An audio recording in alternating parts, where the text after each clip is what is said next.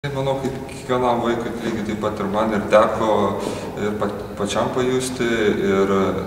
pačiam pasityčiusti kažkiek, bet aišku skiriasi tos patyčios, jos būna tam vaikų amžiui visokios, jos labai skiriasi, gali būti jos lengvesnės, gali iš viso vaiką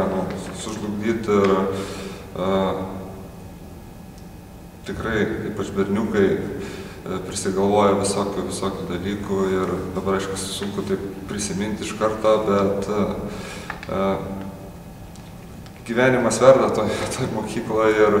ir muštinių būdavo daug ir visi, manau, tą praeina ir kai, aišku, kai būdavo ta situacija, kai labai tyčiodavosi kas nors labai silpnesnį už save, tai aišku, mes sustodavom ir tiek.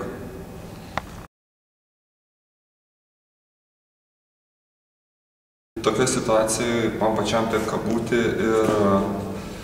iš tikrųjų matosi, kad tie vaikai, tarkim, vyresni skriaudžia mažesnius, pavyzdžiui, ir